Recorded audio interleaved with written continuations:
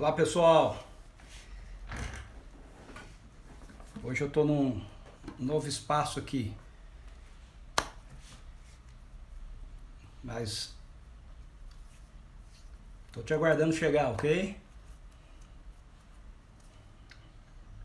Temos uns 4 minutinhos aí antes da gente começar oficialmente. Muito bom poder estar com vocês aqui. Vamos esperando a turma chegar. Aproveita aí para ir divulgando para os seus amigos, convidando-os para participar desse momento aqui com a gente. Bom dia, boa tarde.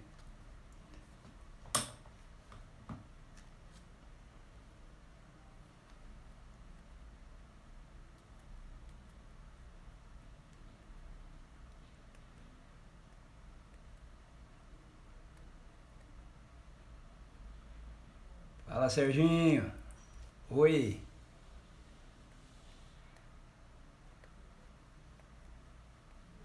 Bem-vindos, pessoal.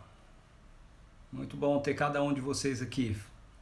Foi muito gostoso essa semana, né? Caminharmos juntos aí com o Evangelho de João, ouvindo do Espírito aquilo que ele trouxe para nós através da palavra, né?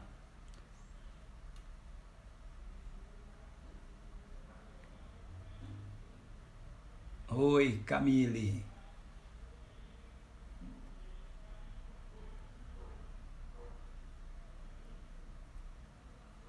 Oi, Fran, Giovanni.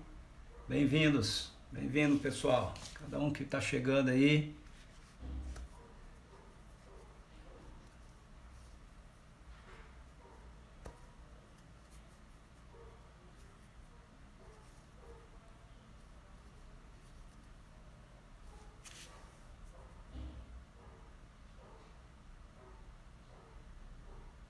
Oi, Caleb. Saudades também, rapaz. Vocês estão bem aí? Oi, Fran.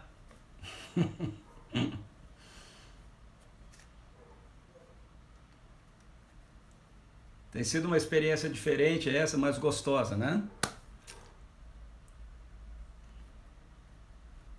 O que vocês acham? Depois que passar aí a quarentena, todo mundo for liberado, todo mundo voltar ao normal, a gente para com eu, você e a Bíblia? Ou a gente continua?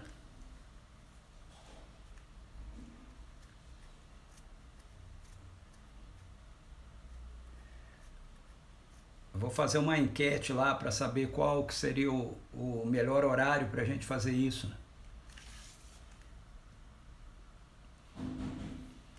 Eu escolhi esse horário da meio-dia por causa daquele desafio, né, da igreja toda ao meio-dia estar juntos, né?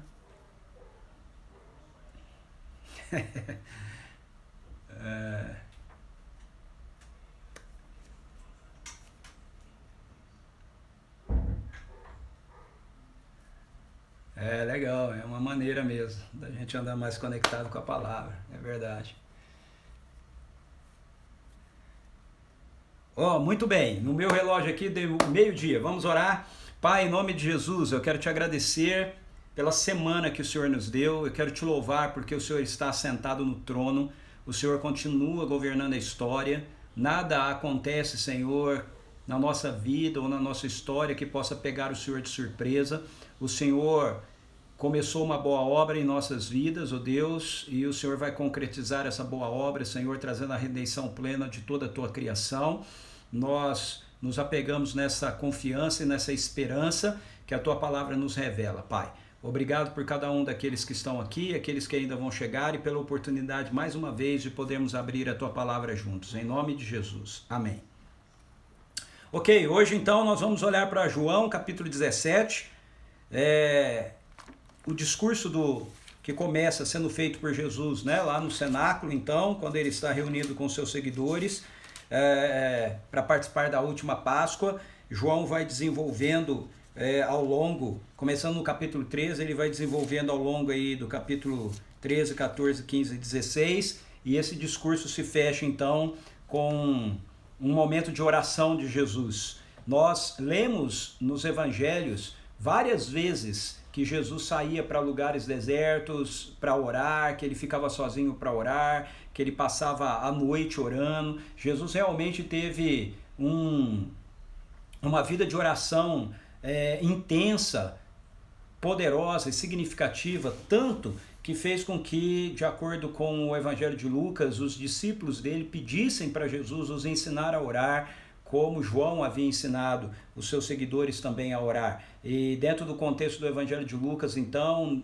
frente a esse pedido dos discípulos, Jesus, ele ensina lá a oração do Pai Nosso, e em Mateus a oração do Pai Nosso é colocada por Mateus dentro do contexto do Sermão do Monte, né, como parte do ensino de Jesus. Mas apesar da gente ter bastante informações a respeito de Jesus orar muito, dele ter uma vida intensa de oração, nós não temos descrições das orações de Jesus.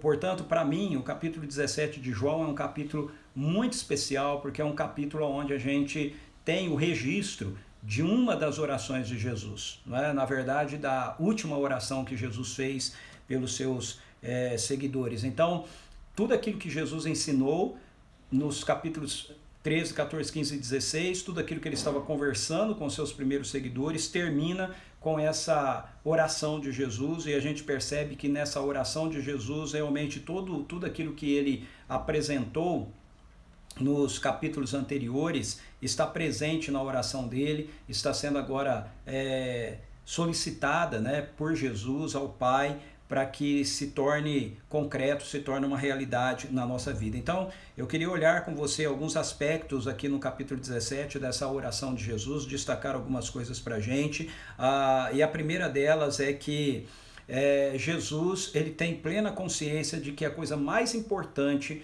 que ele veio fazer para a humanidade foi nos revelar a pessoa do Pai, nos revelar a sua própria pessoa como aquele que nos une ao Pai. Ele diz que ele começa orando, agradecendo ao Pai, porque o Pai iria glorificar, né, o Filho glorifica o Pai, e ele diz no verso 2 que ele recebeu toda a autoridade sobre a carne, significa que ele tem toda a autoridade sobre todas as pessoas, para que ele pudesse então conceder vida eterna àqueles que Deus lhe viesse a conceder, aqueles que Deus lhe concedesse. E aí Jesus, ele explica para a gente o que é a vida eterna que ele veio conceder. Muitas vezes a gente ouve essa expressão vida eterna, e a ideia ou a imagem que a gente tem de vida eterna é uma vida que vai viver eternamente, né? Que não vai ter fim. Mas veja, essa ideia de tempo, essa ideia de uma vida que não tem fim, ela não pode ser compreendida como aquilo que Jesus está nos dando em relação à vida eterna, porque de acordo com as Escrituras, se nós negamos ou se nós rejeitamos o caminho que Deus nos oferece de reconciliação com Ele, que é Jesus, nós permanecemos então numa realidade de morte eterna. E essa realidade de morte eterna significa que nós vamos viver, ou seja, nós vamos estar conscientes por toda a nossa eternidade de que nós estamos separados da presença da vida de Deus. Então, a vida eterna, de acordo com aquilo que Jesus nos ensina aqui, que ele está orando e dizendo para o Pai que ele veio dar para as pessoas, é mais do que a gente viver eternamente no sentido de não morrer. Tem a ver com nós experimentarmos a nossa vida na vida de Deus, nós experimentarmos a vida de Deus na nossa vida. Tem a ver com nós conhecermos a Deus, nós termos uma vida de intimidade com Deus. Ele descreve isso no verso 3, veja, ele diz assim: a vida eterna é esta, que te conheçam a ti, o único Deus verdadeiro, e a Jesus Cristo a quem enviaste. Então, Jesus, na sua oração, ele define que o centro da sua missão, o objetivo da sua missão, foi vir trazer vida eterna para todos aqueles que o Pai lhe desse, ou seja, todos aqueles que viessem a confiar e a crer naquilo que Jesus veio realizar, naquilo que Jesus realizou, na realidade do reino que ele trouxe, e ele ser o caminho para que a gente entrasse nesse reino. E ele diz então que essa vida eterna tem a ver com nós conhecermos a Deus e conhecermos a Jesus. Conhecermos o único e verdadeiro Deus e conhecermos a Jesus, que é aquele a quem o Pai, o único e verdadeiro Deus, enviou. Agora, é importante a gente entender que a expressão que Jesus usa aqui, para que te conheçam, não é uma ideia de conhecimento sobre Deus, não é uma ideia de conhecimento acerca de Deus ou teórico sobre a pessoa de Deus, mas é um conhecimento íntimo a respeito de Deus. Quando Jesus diz que a vida eterna é que nós conheçamos a Deus, o que ele está dizendo é que a vida eterna é que a gente tenha intimidade com Deus, que a gente participe da vida de Deus e que a vida de Deus esteja presente na nossa vida, que a gente tenha relacionamento com Ele, que nós desfrutemos dessa realidade. E veja que Jesus diz que a vida eterna é esta e não será esta, ou seja, essa experiência com a intimidade com Deus é algo que Jesus nos oferece agora e não apenas para o futuro. Não apenas para depois que a gente morrer, não apenas para depois que a gente for para o céu, ok? É uma realidade que vai continuar depois, mas é uma realidade que a gente começa a experimentar agora. E isso tem tudo a ver com aquilo que Jesus descreveu a respeito da sua obra em João capítulo 14, quando ele diz que ele vai para preparar lugar, e esse preparo do lugar é através da sua morte e da sua ressurreição, nos preparar para que a gente possa ter essa vida de intimidade com Deus, a gente possa se tornar parte da morada de Deus, a gente possa ter a nossa vida inserida na vida dele. E ele continua orando, então, e no restante da sua oração, ele deixa absolutamente claro que a vida eterna tem a ver com essa perspectiva de nós desfrutarmos dessa vida de unidade, dessa vida de intimidade, dessa vida onde a nossa vida é inserida na vida do próprio Deus através de Jesus e a vida de Deus é inserida em nós através de Jesus. Ele diz, capítulo 17, né, ele diz assim: agora não ficarei muito mais no mundo, eu vou para ti. Aí ele pede: Pai Santo, protege-os em teu nome, o nome que me deste, para que sejam um, assim como somos um. Então veja, Jesus, ele ora pedindo ao Pai que a nossa proteção no nome dele seja a experiência de nós sermos um com ele, um com o Pai, assim como Jesus é um com o Pai. Eu acho isso fantástico. Veja, Jesus está orando por nós e pelo que é que Jesus ora? Jesus ora para que a gente tenha essa experiência com a presença da vida de Deus em nós, como ele tinha a experiência da vida do Pai nele. Pai Santo, protege-os em teu nome, o nome que me deste, para que sejam um, assim como somos um. Jesus quer que nós sejamos um, assim nele, assim como ele é um no Pai. Se nós somos um nele, nós vamos ser um uns nos outros também. E aí, Jesus continua orando, e aqui ele está pedindo por proteção a Deus, ok? Veja, Pai Santo, protege-os em teu nome. Jesus quer que Deus nos proteja. E a maneira dele nos proteger é nós estando nele e ele em nós. E Jesus vai, então, desenvolver essa ideia do porquê que ele quer que a gente seja protegido e como ele quer que Deus nos proteja. E aí, Jesus ora, então, dizendo que ele espera que a gente seja protegido por Deus,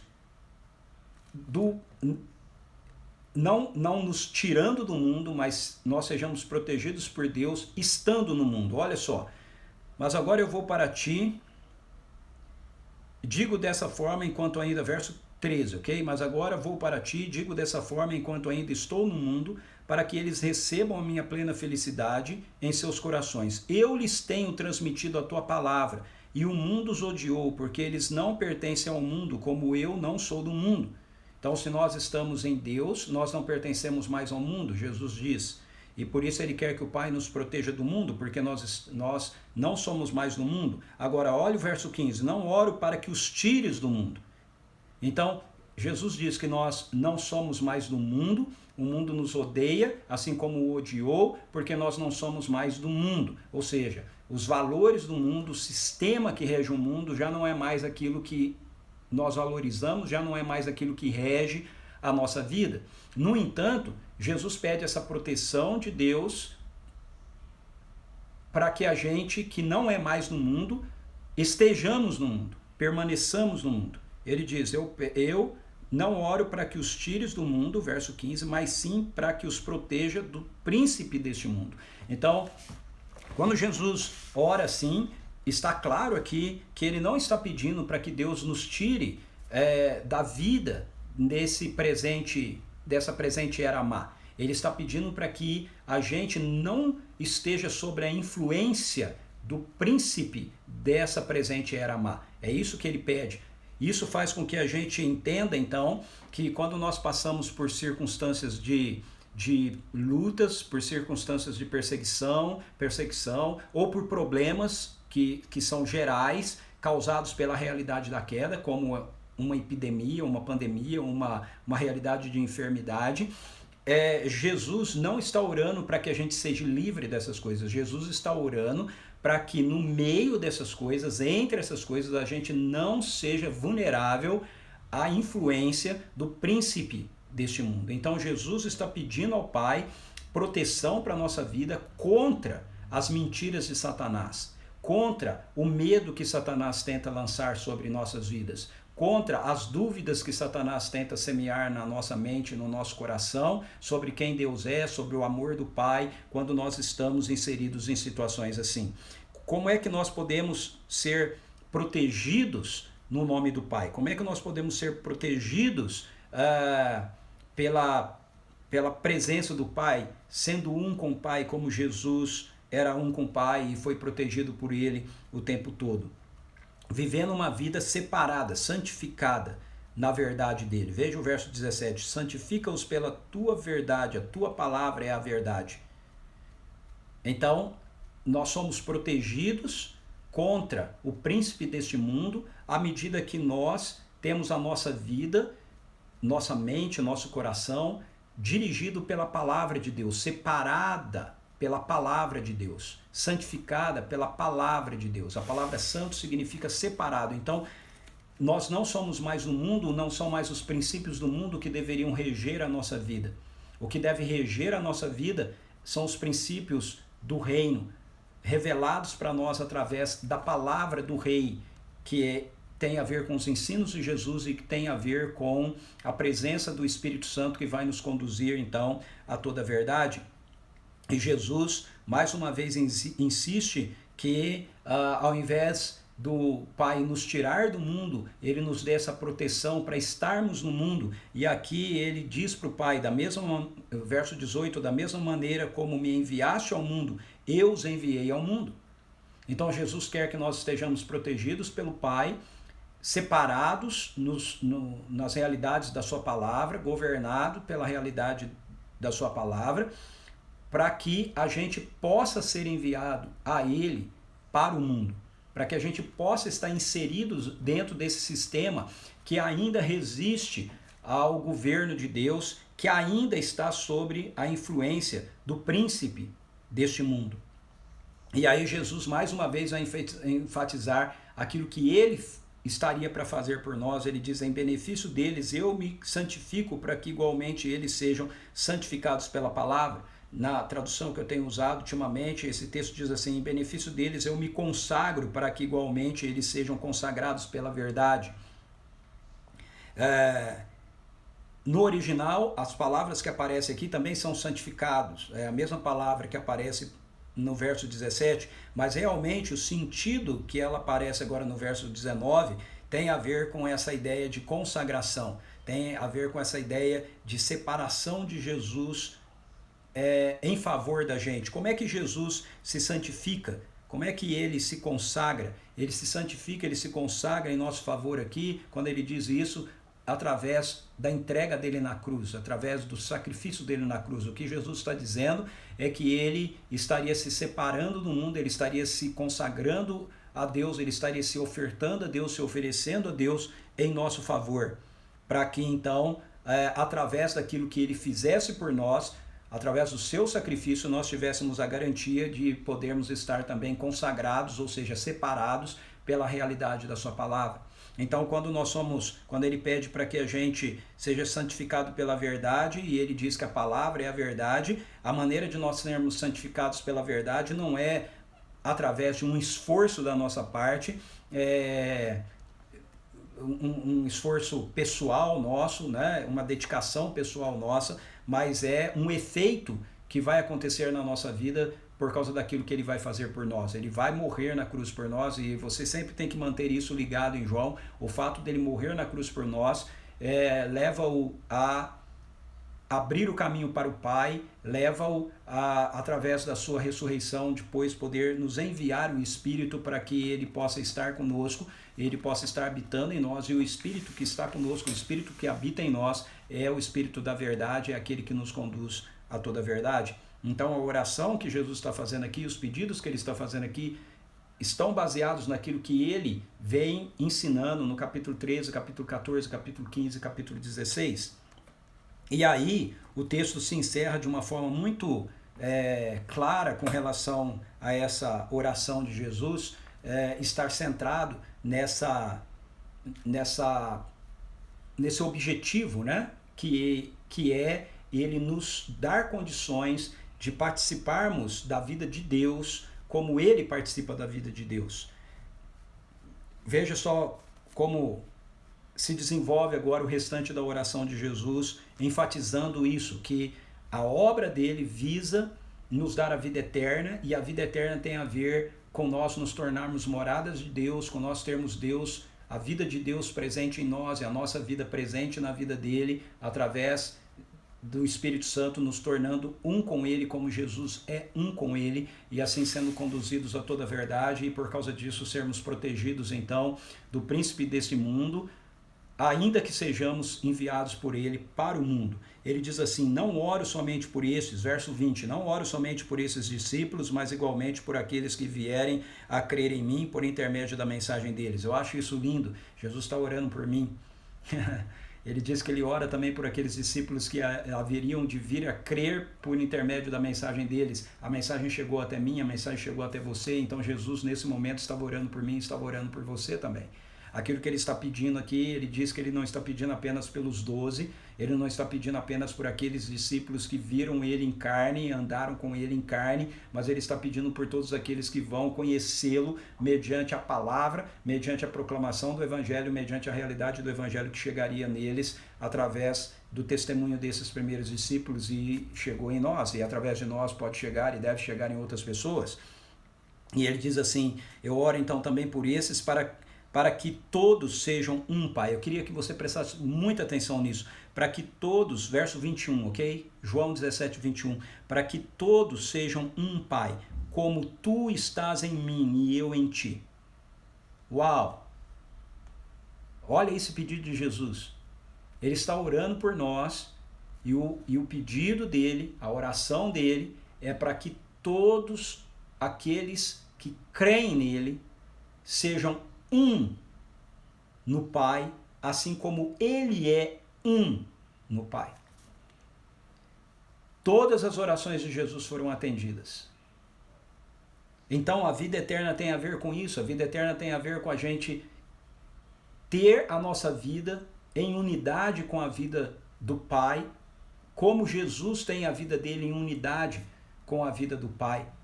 E isso acontece através da presença do Espírito em nós. Ele diz em João 14 que ele enviaria o Espírito para o Espírito estar em nós, e então o Espírito estando em nós, ele e o Pai, através do Espírito, estaria habitando em nós.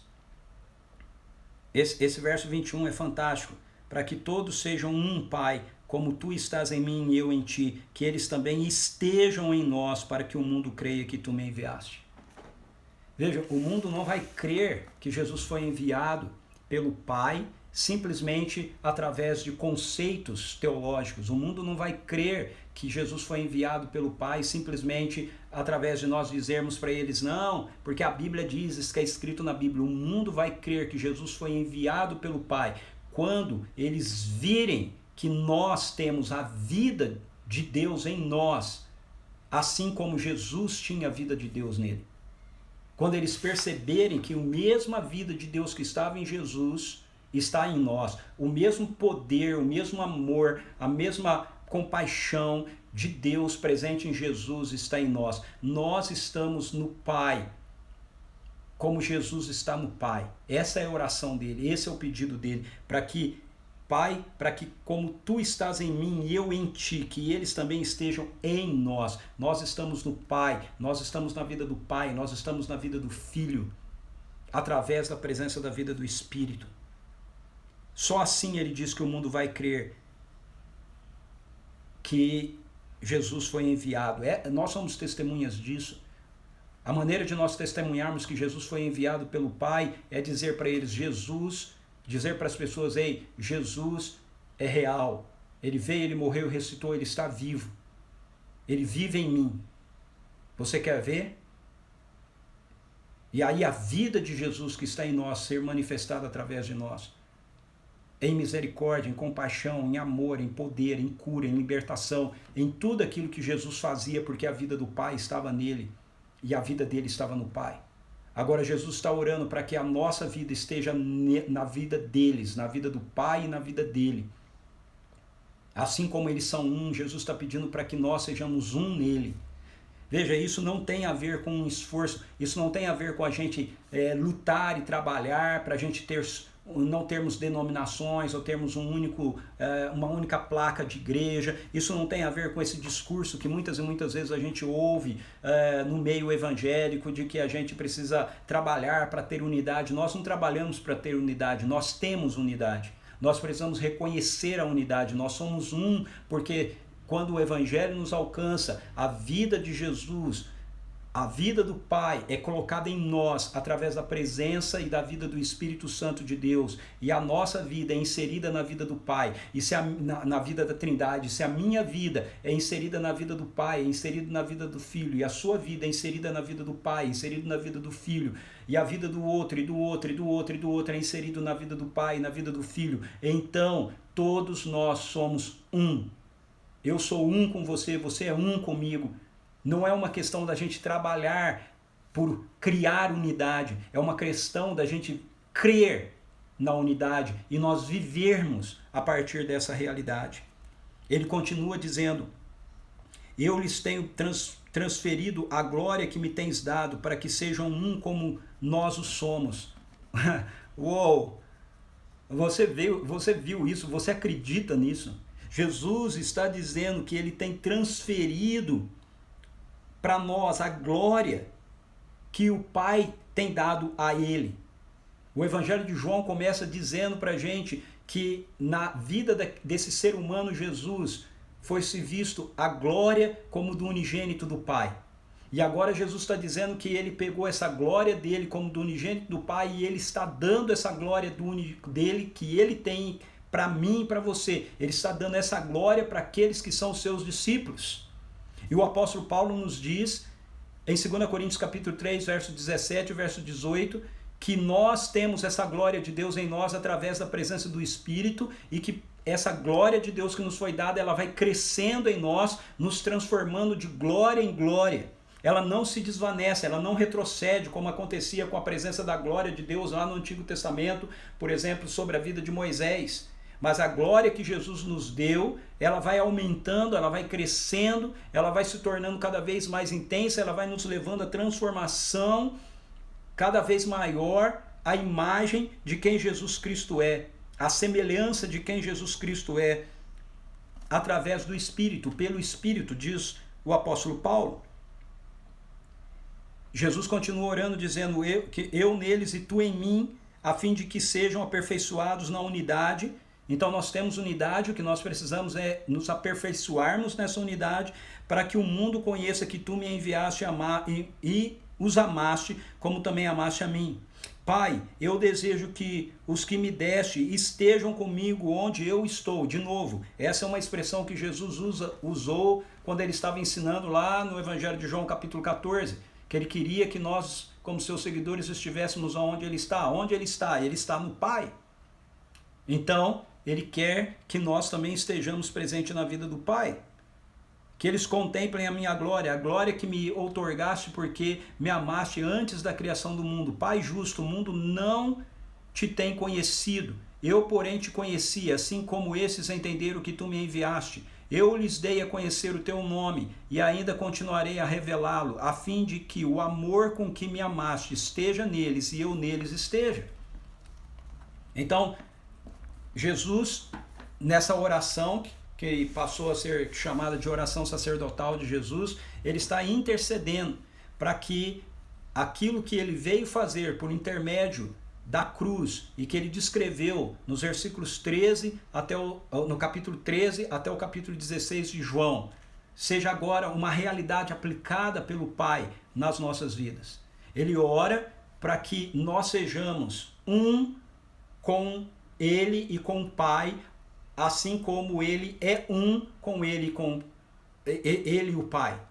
Assim como ele e o Pai são um, ele ora para que nós sejamos um com ele e com o Pai. E isso é possível porque o Espírito Santo de Deus vem fazer a sua habitação em nós. Ele nos dá da glória que estava nele. A glória que estava em Jesus é trazida a ele pela presença do Espírito Santo de Deus. E agora ela é compartilhada conosco e assim o amor de Jesus, o amor que o Pai tem pelo Filho, é uma realidade presente na nossa vida também. Nós experimentamos a mesma realidade do amor que Jesus experimentou do Pai por ele. Nós experimentamos por nós. E lembre-se, ele faz essa oração com um objetivo, que assim como ele foi enviado ao mundo para manifestar a bondade, o amor e a salvação do Pai, nós agora sejamos enviados ao mundo, para que através de nós o amor, a bondade, a salvação do Pai continue sendo manifestada. Essa é a oração de Jesus por mim e por você. Em tempos de bons, tranquilos ou em tempos de crise. Essa é a oração de Jesus por mim e por você. Jesus não está orando para que nós sejamos livres de problemas, livres de dificuldade, livres de sofrimentos. Não. Ele está dizendo, Pai, eu não peço que os tires do mundo, ou seja, estar no mundo significa estar à mercê de todas essas coisas. Mas ele está orando, pedindo, livra-os da influência do maligno. E a maneira do Senhor, de Deus, nos livrar da influência do maligno, de acordo com Jesus, é nos separando, nos santificando, mediante a realidade da verdade da sua palavra. E a verdade da sua palavra é que o Evangelho tem a ver com nós termos uma vida de intimidade com Deus, como Jesus tinha uma vida de intimidade com Deus, termos uma vida de intimidade com Jesus. Assim como o Pai tem uma vida de intimidade com Jesus, sermos um em Jesus, um no Pai, assim como Jesus é um com o Pai. Eu não sei você, mas essa é uma oração que para mim é fantástica, é extraordinária. Que loucura! Jesus está pedindo para que assim como ele e o Pai são um,